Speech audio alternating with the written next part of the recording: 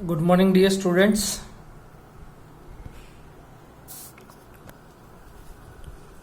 Physics 11 science उसमें chapter number 2। Today we have discuss measurement of length of smaller units. Last lecture में हमने discuss किया था dimensional formula, applications of dimensional formula.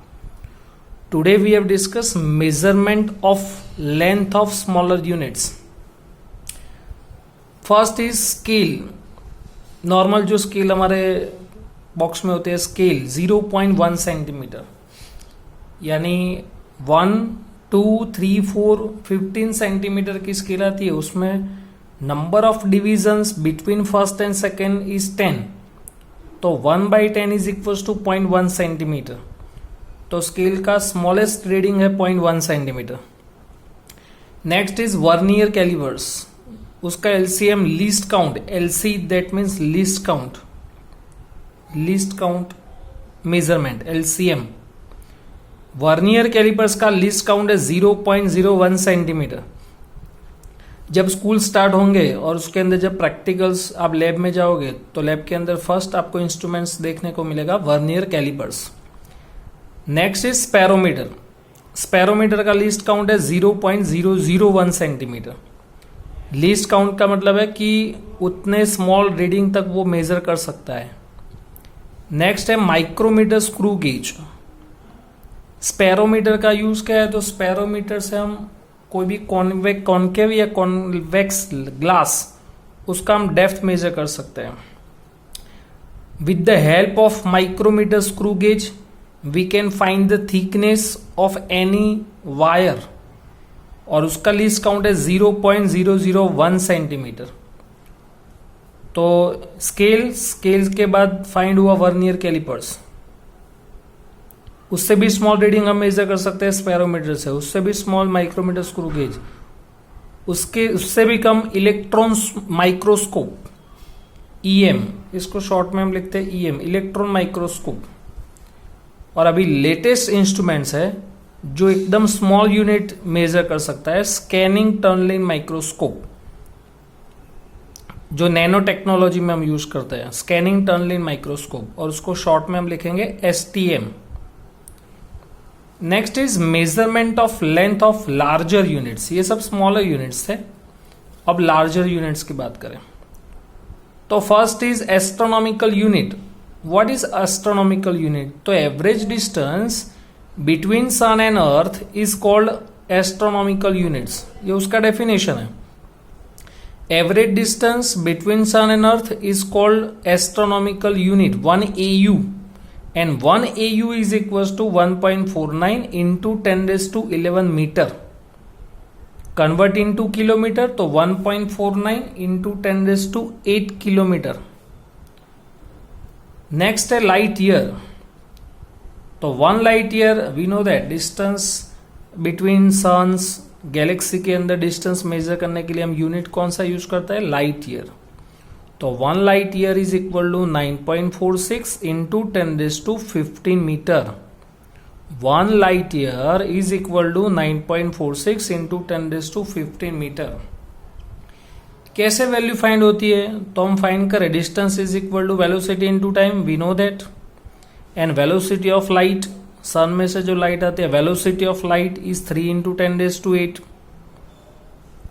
1 light year, light की velocity year, 1 year is equal to 365 days. But अगर हम leap year को count करें, 4 years में लीप ईयर आता है, 4 years, every 4 years leap year आता है।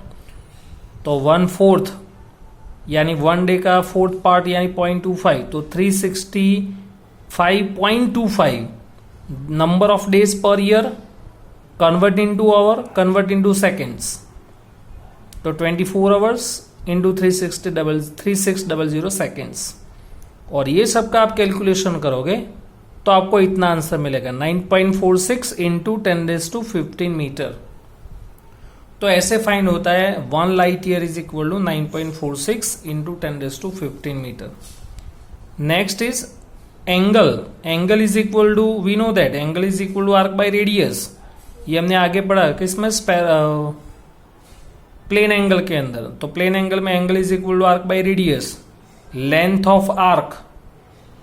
Of R is equal to 1 astronomical unit, और ये डिस्टेंस है 1 पार्सेक, और एंगल हमने लिया है 1 सेकेंड, तो 1 second is equal to 1 astronomical unit by radius 1 PC यानी 1 पार्सेक। तो 1 PC is equal to 1 PC को सब्जेक्ट बना तो 1 astronomical unit by 1 seconds, and 1 astronomical unit यानी 1.49 इंटू 10⁻11 मीटर।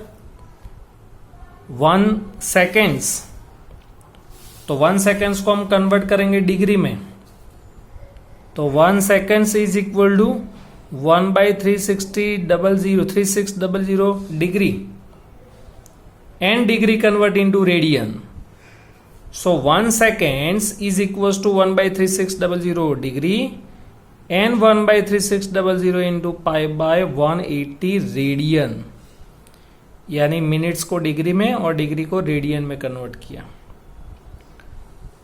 तो पूरा कैलकुलेशन आएगा 1 PC 1 parsec is equal to 3.08 into 10⁻16 metre. तो लार्जर यूनिट्स के अंदर थ्री वैल्यूज हुई। 1 astronomical units is equal to 1.49 into 10⁻11 metre, 1 light year यानी 9.46 इंटू 10⁻15 मीटर, 1 पार्सेक यानी 3.08 into 10⁻16 metre. Next topic is error. There are 3 types of error. One is absolute error, one is relative error, and third is percentage error. Error का meaning क्या है कि suppose आप पहले के जमाने में आप देखो तो अभी भी विलेज गाँव काफ़ी सारे विलेजेस के अंदर वो पुराने तराजू होते हैं, तो उसके अंदर एग्जैक्टली आपको 1 kg या 2 kg कोई भी आप चीज़ लेने जाओ तो एग्जैक्टली 2 kg या 3 kg आपको नहीं मिलेगा, उसमें थोड़ा प्लस माइनस होगा। यानी सपोज 2 kg एंड 900 ग्राम या 3 kg एंड 100 ग्राम, ऐसे आगे पीछे प्लस माइनस मिलता है। बट अभी इलेक्ट्रॉनिक्स जो वेट मशीन आए हैं उसके अंदर आपको एग्जैक्टली 3 kg या सपोज 3.5 kg लेना है तो वो भी आपको मिल सकता है। यानी पुराने इंस्ट्रूमेंट्स में एरर थी और वो एरर हमने डिलीट की।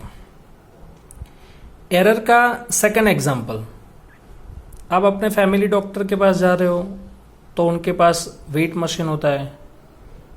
वो वेट मशीन डिजिटल भी होता है, एनालॉग भी होता है।